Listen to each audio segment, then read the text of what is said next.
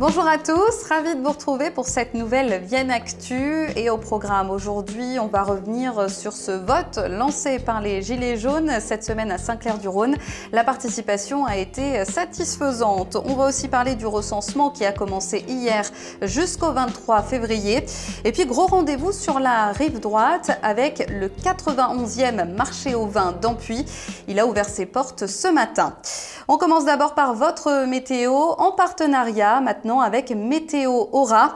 Et pour une fois, le soleil sera de la partie ce week-end. Vous aurez de belles éclaircies demain et dimanche. Côté Mercure, il reste de saison avec des températures négatives demain matin et jusqu'à 7 degrés demain à Vienne et Auberive, 6 à Givors.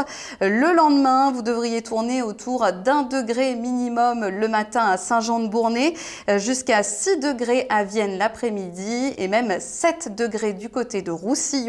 Attention, des averses sont annoncées pour le début de la semaine prochaine et le mercure devrait considérablement chuter.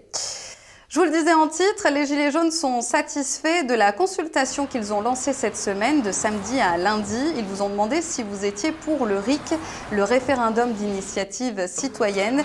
Et sur 1000 électeurs inscrits, il y a eu 25% de participation. C'est plus que lors des dernières législatives. Le oui l'a emporté à 92,4%. Les Gilets jaunes aimeraient maintenant élargir la consultation aux 2 autres bureaux de vote de la ville. Et le RIC, il en est d'ailleurs question pour ce grand débat national lancé par Emmanuel Macron cette semaine. Vous pouvez y participer à partir du 21 janvier sur le site granddébat.fr. Un ordinateur va être mis à disposition à l'accueil de la mairie de Vienne. Et puis on vous le rappelle, une réunion publique sera organisée le 13 février à la salle des fêtes. Des assises citoyennes sont aussi prévues le 9 février à Salaise. Coup d'envoi du recensement depuis hier, 7 agents recenseurs parcourent la ville de Vienne. 8% de la population va être sondée. Et on vous le rappelle, c'est un acte obligatoire et citoyen. Écoutez Marianne Delorme, en charge du recensement à la mairie de Vienne, suivie de Livia et Jonathan, 2 agents recenseurs. Alors les agents recenseurs sont au nombre de 7 comme chaque année, 5 filles et 2 garçons, et effectivement ils ont 5 semaines pour se rendre chez les habitants qui sont concernés par le recensement cette année pour aller collecter leurs questionnaires. Alors, le recensement, c'est un acte qui permet de connaître la population. C'est un métier de contact, donc ça permet justement de savoir comment les personnes sont logées, dans quelles conditions, et de passer un moment avec les personnes qui racontent un peu aussi parfois leur histoire.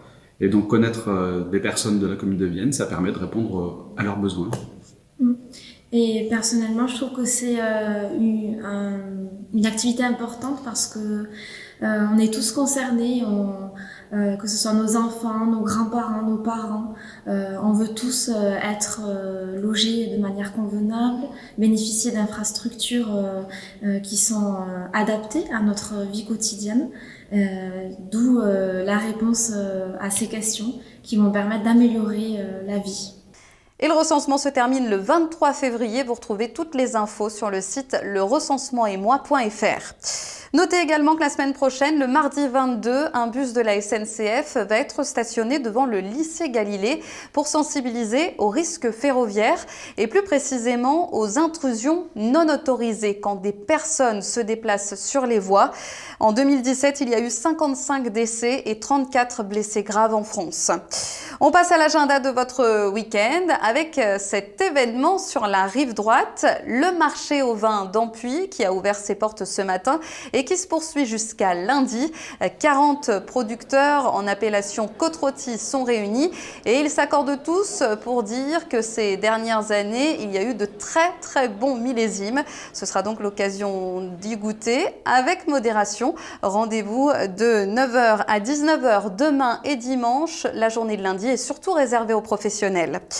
On a aussi 2 conférences ce week-end sur 2 thématiques complètement différentes. Ce soir à Reventin sur Parcoursup, un spécialiste lyonnais va venir expliquer et présenter cette plateforme d'une façon purement scientifique.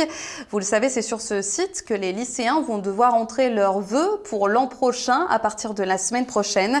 Rendez-vous donc à 20h ce soir. La conférence est organisée par Entrée, c'est ouvert. Et puis demain, c'est un autre thème, mais tout aussi important. La détox après les fêtes. Une naturopathe va vous donner quelques astuces demain soir à la salle Europe de la mairie de Vienne à 19h30. Ce samedi, vous pourrez aussi vous rendre à la médiathèque de Vienne pour la nuit de la lecture. Le 30 sera exceptionnellement ouvert jusqu'à 22h et proposera des animations. Vous aurez des lectures, des ateliers autour du numérique, des rencontres avec des auteurs, mais également un concert.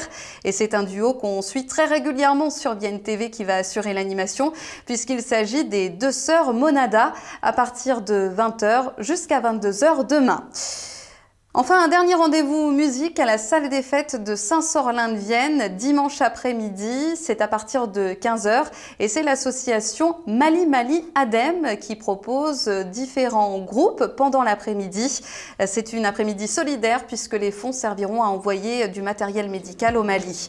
Passez une belle soirée, un bon week-end et nous on se retrouve vendredi prochain pour une nouvelle Vienne Actu.